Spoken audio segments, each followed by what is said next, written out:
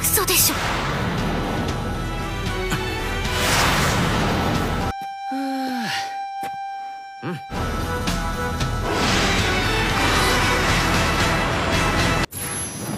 発火は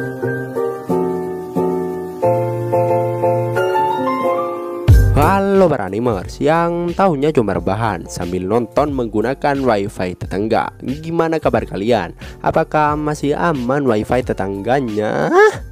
Nah, di video kali ini gue akan menceritakan salah satu anime, yaitu anime Isekai non Biri Nouka. Dan sekarang udah sampai di episode kelima.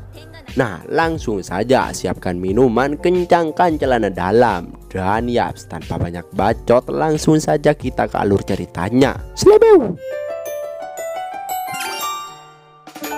Di awal scene kita ditunjukin rumah Hiraku yang besar baru selesai dibangun oleh para elf. Yang rupanya saat pembangunan para elf nggak bisa menebang begitu banyak pohon hutan, membuat mereka terus meminta Hiraku untuk melakukannya. Ru dan Tia pun bilang kalau mereka juga membantunya di bagian desain rumah tersebut. Ria juga bilang kalau rumah Hiraku memang harus yang paling mewah. Dan saat mereka masuk ke dalam rumah itu, Ria pun langsung memberitahukan semua ruangannya pada Hiraku. Ruangan tengah adalah aula untuk berkumpul. Ruang kiri adalah kamar Hiraku, dan di seberangnya juga ada ruang makan. Dan di belakang ada dapur. Setelah Hiraku memeriksa ruang bawah tanah, dirinya merasa itu adalah tempat yang cocok untuk menyimpan cadangan makanan dan juga kayu bakar. Terus Ru dan Tia nampak senang setelah melihat kamar mereka masing-masing. Dan Hiraku nampak penasaran dengan sebuah ruangan yang membuatnya merasakan firasat buruk. Ia pun tetap memberanikan diri untuk membukanya. Rupanya malah tempat untuk enak-enak. Anjing. Sesampainya mereka di aula, Hiraku nampak sangat senang ketika dirinya ngelihat ke arah pohon raksasa, yang mana Hiraku ngerasa pohon itu seperti sedang melindungi mereka. Supaya lebih sempurna lagi, Hiraku terlihat menambahkan dua patung berbentuk Inferno Wolf di samping pintu masuknya. Singkat waktu, ketika Ru dan Tia datang dan bertanya menu makan siang pada Hiraku, Hiraku pun bilang kalau dirinya akan memasak menu baru, yang rupanya menu barunya itu adalah kare. Setelah itu, Hiraku bilang kalau cara membuatnya hanya tinggal memasukkan bumbu lalu direbus. Hal tersebut membuat Ru dan Tia terkejut mendengarnya. Dan scene pun memperlihatkan Hiraku, Ru dan juga Tia yang hendak memanen beberapa rempah-rempah untuk memasak kare.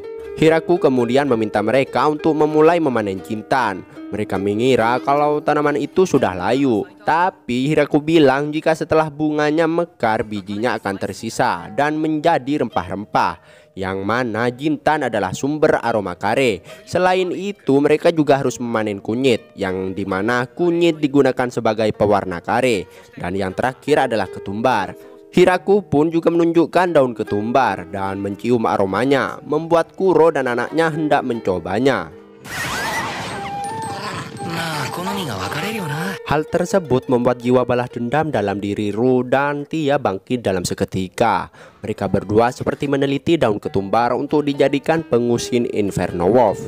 Hiraku pun baru menyadari kalau Ru dan Tia udah nggak ada di sana. Setelah memanen semua rempah-rempah, Hiraku pun mulai mempersiapkannya. Dan hanya Ria saja yang bersedia membantunya. Karena Ru dan Tia yang sedang meneliti sesuatu yang mereka sebut sebagai penangkal terkuat.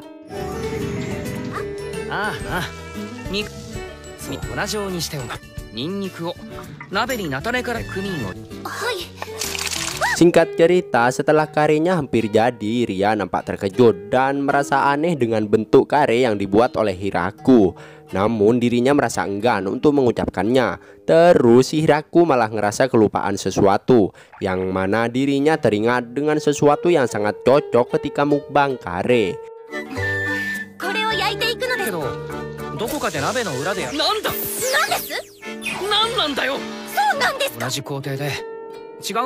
Dan setelah dibantu oleh Ria membuat banyak roti untuk semua orang, kedua waifu itu malah baru kembali dari meneliti daun ketumbar tadi. Dan dengan bodohnya mereka malah lupa kalau seharusnya membantu Hiraku. Terus mereka malah terasa lapar begitu saja. Dan pada akhirnya roti dan kare pun udah dibuat. Setelah berkumpul untuk makan bersama, seperti biasa Ru dan Tia malah meragukan masakan sepenuh hati dari Hiraku. Udah nggak bantu malah ngebully, bangsat. Hiraku pun tutor cara makannya. Melihat Hiraku yang sangat begitu menikmatinya membuat mereka semua memberanikan diri untuk mencobanya. Kedua waifu tadi yang sangat meragukan tampilan kare buatan Hiraku, Ru dan Tia malah menyukai rasa dari kare tersebut. Dan para elf juga terlihat sangat menikmati santapan kare pertama mereka itu. Ngelihatnya auto membuat Hiraku meminta bagiannya untuk disisakan. Dan di sisi lain Ru dan Tia juga berhasil membuktikan kalau kare juga bisa menjadi penangkal untuk para Inferno Wolf. Dan pada akhirnya kare buatan Hiraku dan Ria pun ludes tak tersisa. Bahkan kokinya aja nggak dapat sedikit pun kare buatannya sendiri. Namun karena ngelihat semua waifunya yang nampak bahagia, Hiraku pun bodoh amat dengan hal tersebut.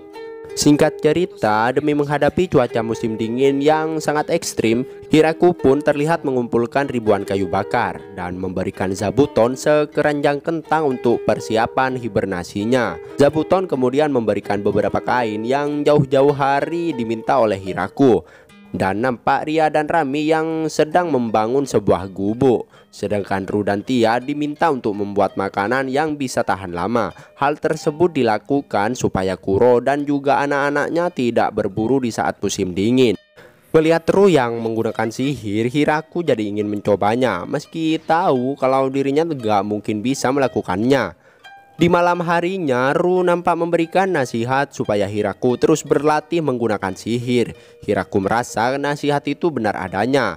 Namun dalam hati dirinya ngerasa sedikit iri karena sihir yang digunakan oleh Tia dirasa dapat mempermudah semua pekerjaannya. Yang mana sebelumnya Hiraku hendak mencoba membuat golem, namun tetap saja gagal. Ru pun bilang kalau golem itu terhitung sihir yang tingkat tinggi. Karena Hiraku yang memuji Tia yang hebat karena mampu menggerakkan banyak golem sekaligus, hal tersebut membuat Ru iri mendengarnya.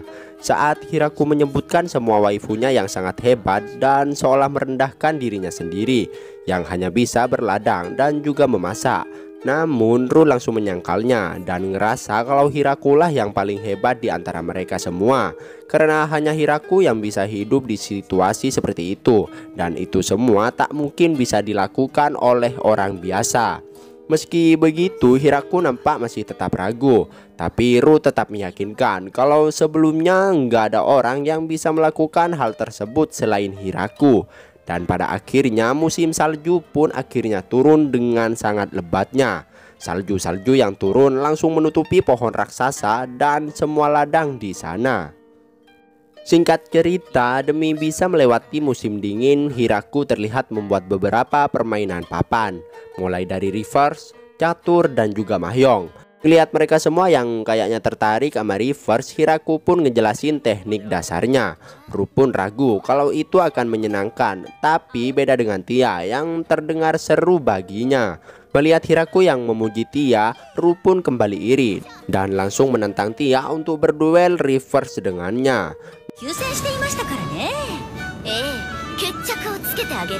Nampaknya Ru sangat berpikir keras karena ternyata Ru itu hampir kalah telak. Hiraku kemudian menyadari sesuatu dari Ru yang rupanya dia bermain curang dengan selalu mengulangnya. Dan inilah yang terjadi.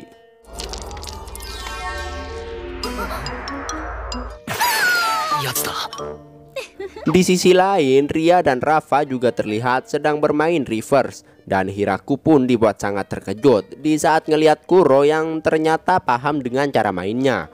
Dan yaps, para anjing terlihat sedang asik bermain catur. Anjay, ini anjing tinggi juga IQ-nya ya. Ngelihatnya, Hiraku merasakan tekanan yang sangat kuat dari mereka berdua, membuat Hiraku memiliki firasat untuk tidak menentang mereka berdua. Di sisi lain, Ru yang baru saja datang hendak menentang para dogi bermain catur. Meskipun mencoba menghentikannya, tapi inilah yang terjadi. Si Ru malah kalah sama anjing, bodoh.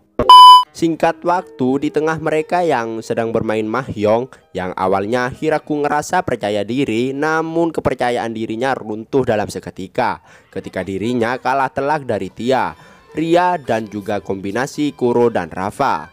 Beberapa hari setelahnya, Hiraku nampak membuat bowling supaya mereka tidak bosan. Setelah disemangati oleh Ria, ternyata dalam hatinya Hiraku mencoba menjelaskan kekalahannya di game mahjong sebelumnya.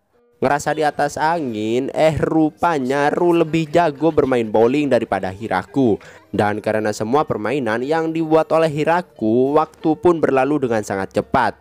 Dan pada akhirnya musim semi pun telah tiba. Di saat Hiraku, Ria, dan Tia yang tengah menikmati mentari pagi di hari pertama musim semi, Hiraku pun mengira kalau Zabuton masih bernasi.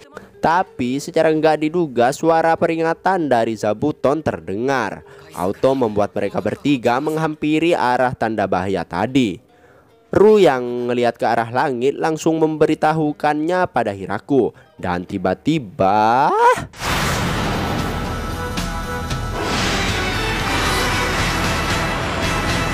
dan yaps, itulah akhir dari anime Isekai Nonbiru no Uka episode kelima.